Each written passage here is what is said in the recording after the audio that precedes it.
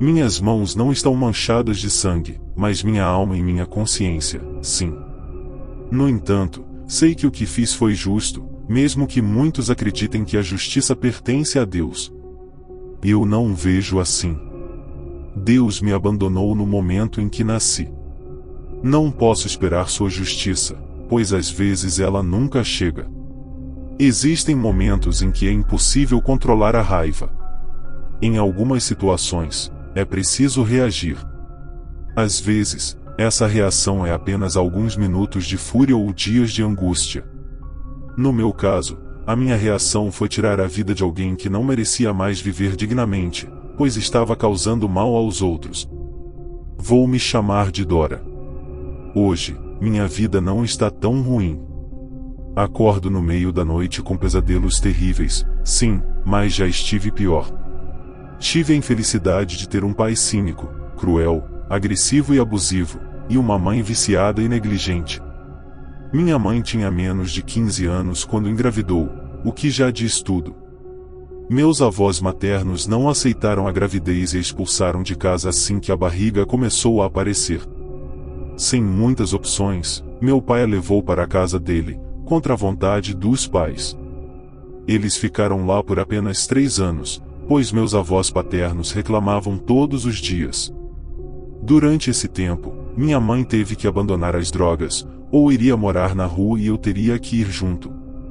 Invadiram um terreno e, aos poucos, meu pai construiu um barraco. Quando minha mãe engravidou da minha irmã Leandra, eu tinha 3 anos. Meus avós disseram que seria impossível continuar ali, então meus pais se mudaram para o barraco, que ainda nem tinha o chão cimentado. Por sorte, meu pai conseguiu emprego em um lava-jato, pois precisava sustentar 2 crianças. Quando parecia que tudo ia melhorar, minha mãe engravidou novamente, desta vez de um menino, a quem chamarei de Felipe.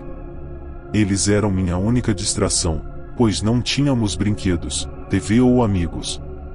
O terreno baldio onde meu pai construiu o barraco era muito isolado. Não sei ao certo quantos anos eu tinha quando percebi que minha mãe era dependente de drogas, mas depois do nascimento do meu irmão, ela nunca mais estava sóbria. Aos 10 anos, eu já cozinhava para mim e para meus irmãos, que choravam de fome. Talvez a fome deles estivesse relacionada ao fato de que, quando não tinha droga pesada, minha mãe fumava muita erva em casa, e de certa forma, acabávamos inalando também. Logo, ela arrastou meu pai para essa vida, o que o tornou muito agressivo conosco. Ele nos batia por qualquer motivo. Às vezes, eles convidavam alguns amigos, e esses eram os piores dias.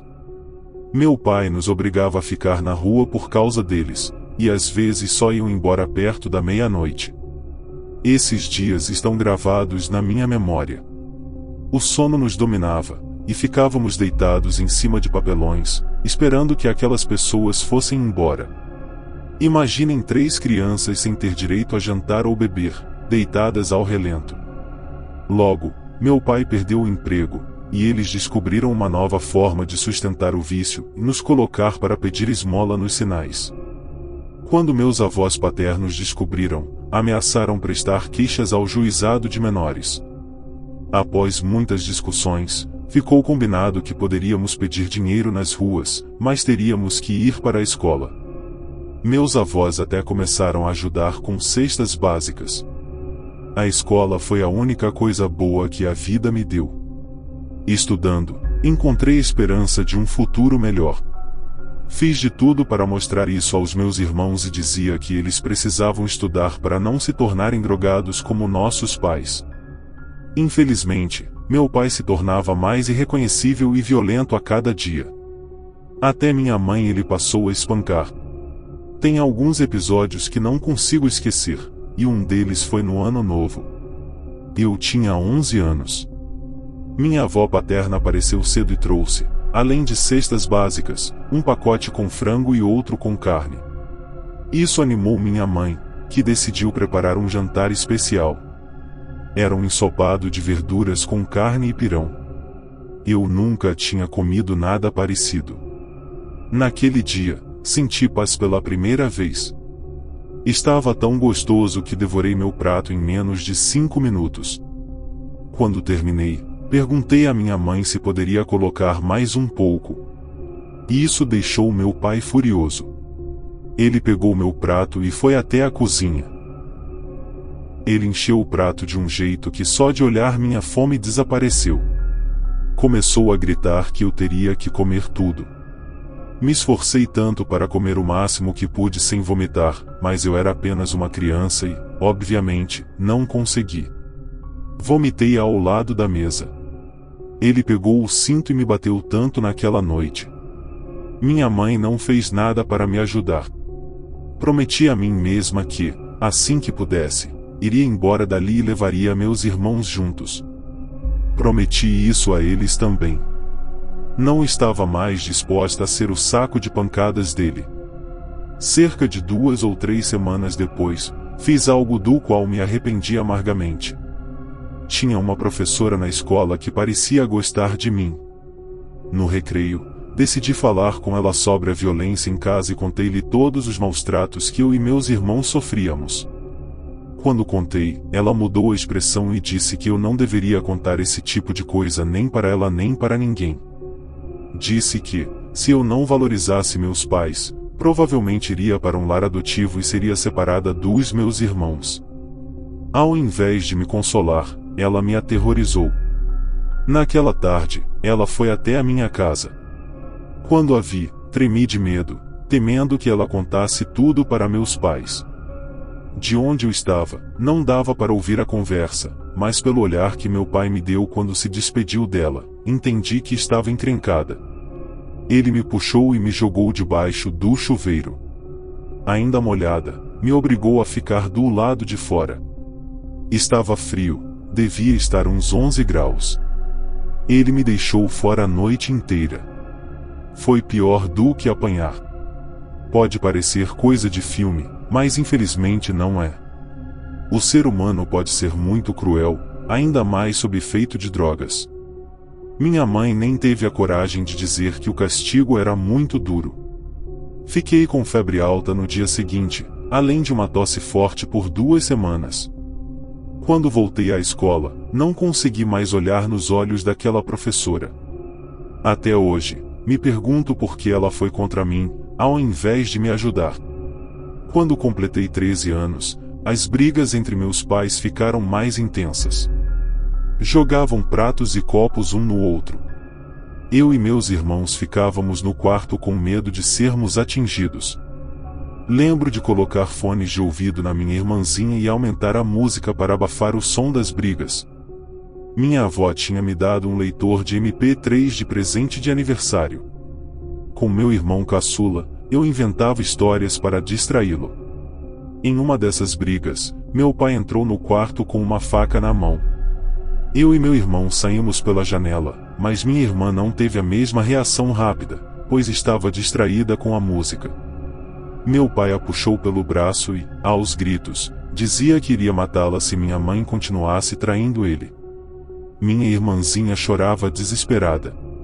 Eu queria reagir, mas estava tão apavorada que não consegui dar um passo na direção do meu pai. Minha mãe não se abalou nem um pouco com a ameaça e disse que continuaria o traindo, pois ele não era homem o bastante. Meu Deus, aquela foi a provocação mais estúpida que já ouvi. E ele fez o que havia ameaçado. Essas memórias são como vídeos em câmera lenta na minha mente. Minha irmã caiu instantaneamente. Acho que meu pai se deu conta do que fez e correu para fora de casa. Minha mãe ficou parada, sem mostrar nenhuma emoção, na esperança de que Leandra sobrevivesse. Corri até a casa mais próxima e pedi para chamarem uma ambulância. Quando voltei, vi seus últimos suspiros. Minha pequena morreu nos meus braços. Quando os socorristas chegaram, já era tarde demais. Eu me senti tão culpada.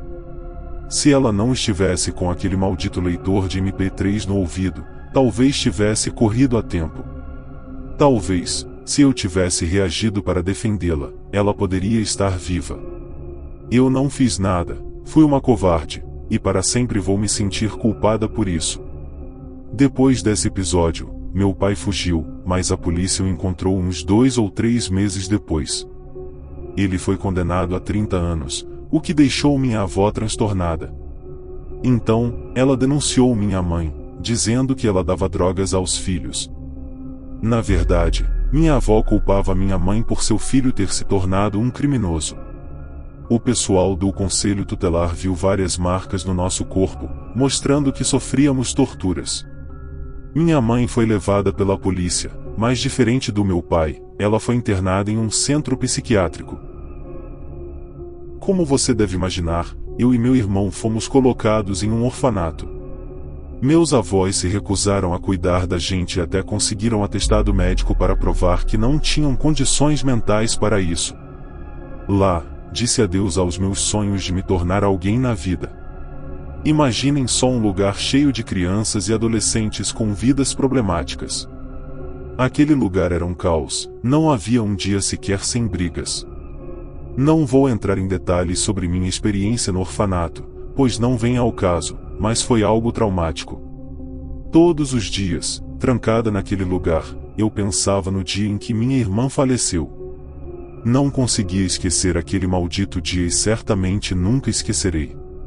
O ódio que sentia por meu pai crescia mais a cada dia, mas o fato de que ele iria passar boa parte da sua vida na prisão me consolava.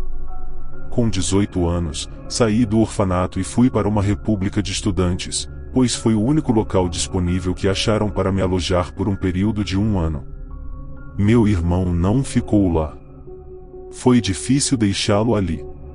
Fui muito bem acolhida pelos universitários que viviam lá, e com a ajuda deles consegui um emprego de garçonete à noite, de domingo a domingo. Durante o dia, às vezes, eu fazia faxinas nas casas dos amigos daqueles estudantes que moravam na República. Esses 2 empregos foram fundamentais para que eu conseguisse arrumar um cantinho para mim. Os estudantes se mobilizaram e conseguiram doações de móveis e até um fogão. Ali, aprendi uma grande lição: existem pessoas que fazem o bem em troca de um sorriso apenas. Foi no trabalho de garçonete que conheci Samuel. Ele era o gerente do lugar, 5 anos mais velho que eu. Ele foi a única pessoa na minha vida inteira a quem consegui abrir meu coração. Ele me deixou à vontade para que eu desabafasse sobre tudo. Contei sobre minha mãe, meu pai, meu irmão, que havia deixado no orfanato, e também sobre a morte precoce da minha irmã. Ele foi um doce de pessoa, muito religioso, e sua família inteira também era. Ele até tentou me convencer a perdoar meu pai e dar mais uma chance para ele, alegando que ele estava endemoniado quando tomou aquela drástica decisão. Mas eu nunca faria isso, nunca perdoaria aquele monstro. Ele sempre foi ruim, e a droga apenas piorou quem ele era de verdade. Se pudesse voltar atrás, eu teria colocado veneno na sua comida. Jamais o perdoaria. Meu pai fez da minha vida um inferno desde que nasci.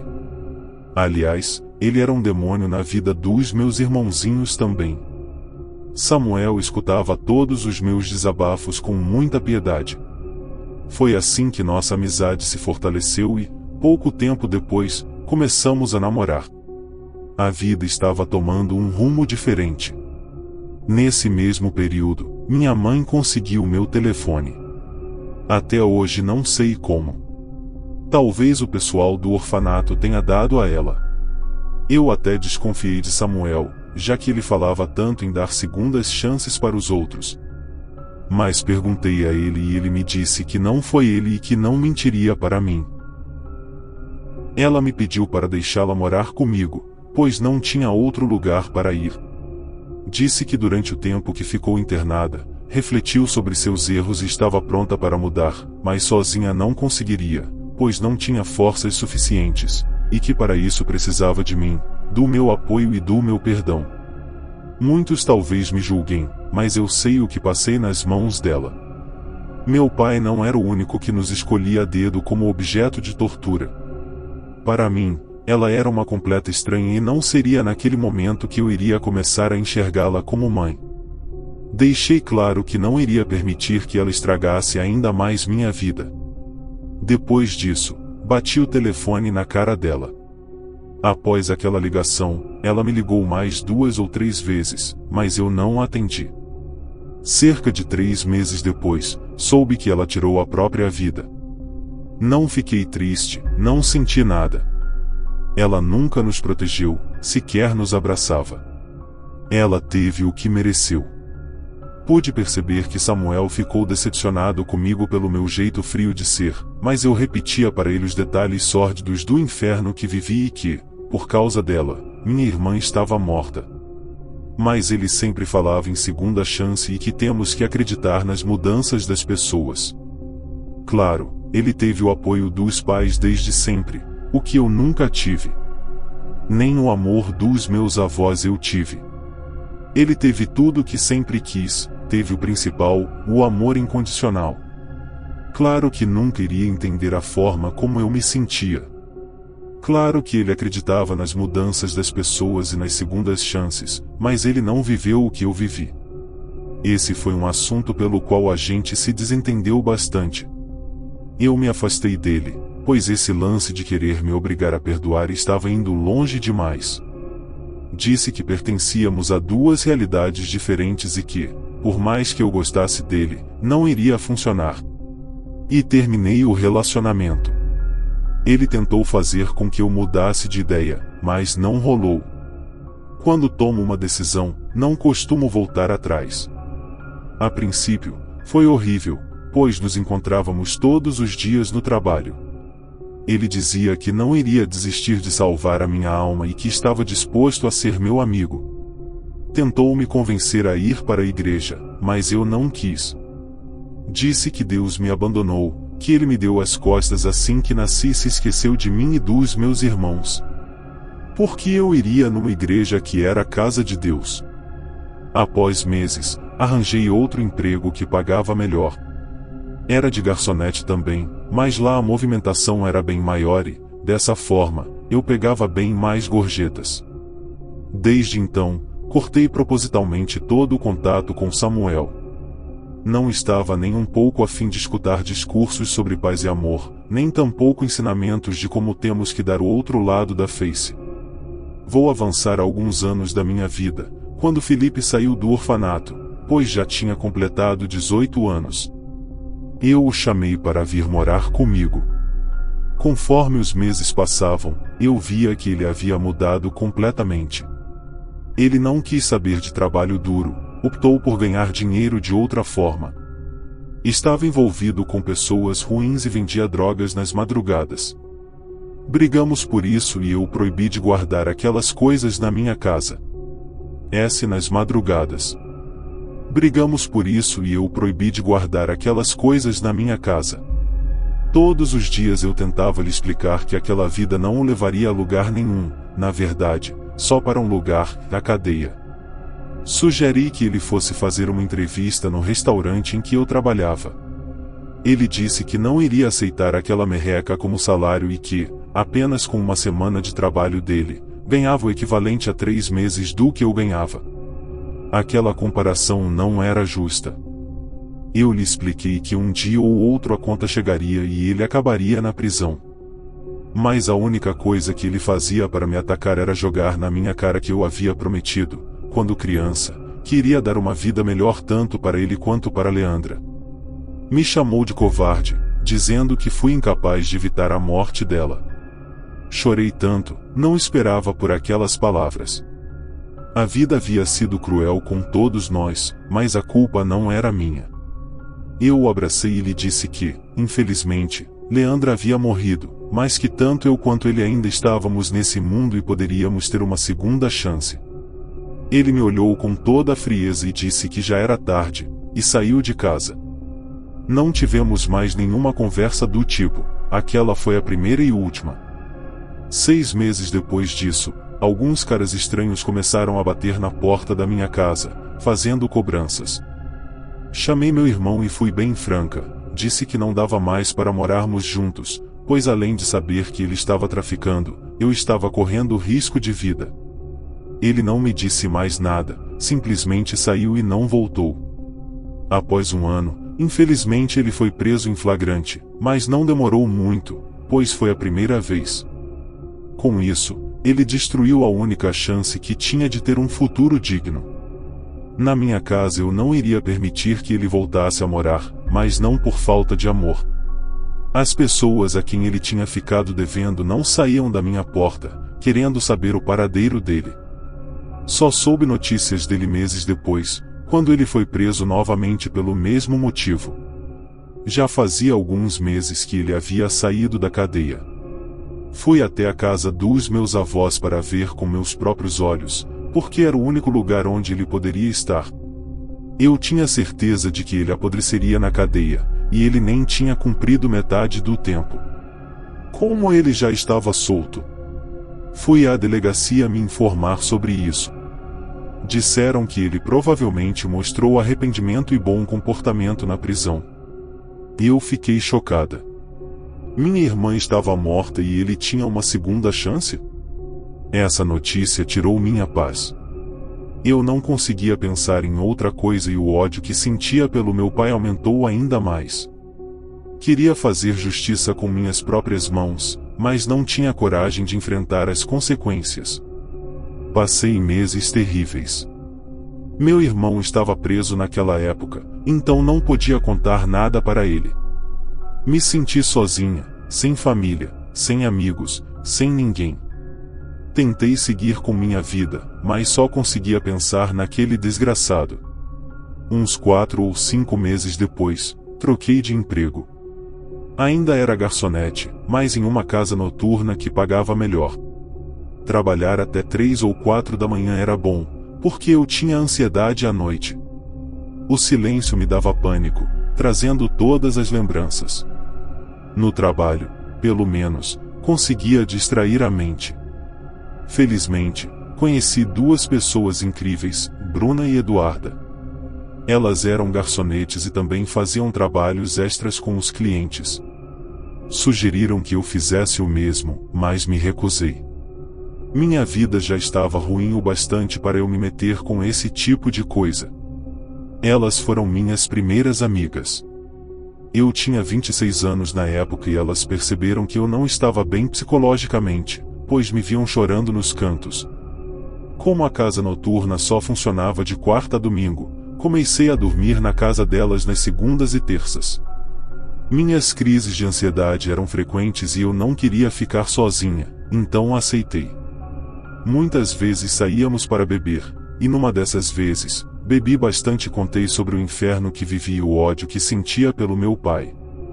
Aquilo estava preso na minha garganta há anos, e a única pessoa com quem desabafei antes só me dizia para perdoar. As 2 ficaram revoltadas com alguns episódios da minha infância que contei chocadas ao saber o que meu pai fez. Leandra me abraçou e chorou comigo. Bruna ficou em choque, mas depois disse que sabia como eu poderia me vingar do meu pai sem sujar as mãos. Eu me interessei e pedi para ela continuar. Ela respirou fundo, olhou ao redor para se certificar de que ninguém estava ouvindo, e explicou que sua mãe praticava bruxaria e poderia me ajudar a fazer um feitiço de vingança. Fiquei em silêncio, sem saber o que pensar. Nunca tinha ouvido falar disso e não tinha fé nem em Deus, muito menos no diabo. Ela disse que acreditava na magia e que poderíamos fazer um ritual para garantir que ele pagasse por tudo que fez a mim e meus irmãos. Se a justiça convencional não pudesse ser alcançada, a magia negra ajudaria. Ela contou sobre alguns sucessos que sua mãe teve ao longo dos anos. Os detalhes eram convincentes. A ideia de finalmente fazer meu pai pagar por tanto sofrimento era tentadora demais para ignorar, então topei, mesmo sem acreditar muito nessas coisas. Perguntei o que precisávamos fazer. Bruna sorriu e disse que me levaria até sua mãe, mas avisou que esse tipo de feitiço custava caro, embora ela tentaria conseguir um desconto. Eu mal dormi de ansiedade e, assim que Bruna acordou, pedi para irmos logo. Suélia, a mãe dela, era extrovertida, igual a Bruna. Elas eram parecidas em tudo. O amor entre elas era invejável. Mesmo simpática, Suélia não reduziu o preço, apesar de Bruna pedir. Ela explicou que garantia os serviços, e se não desse certo de primeira, a segunda tentativa seria gratuita, caso necessária. Bruna me chamou de lado e disse que sabia como eu poderia conseguir o dinheiro. Me envergonho disso, mas aceitei me vender para juntar o dinheiro. Dona Suélia disse que, além do dinheiro, eu precisava de uma peça de roupa usada do meu pai. Fiquei desorientada, não queria encontrar com ele.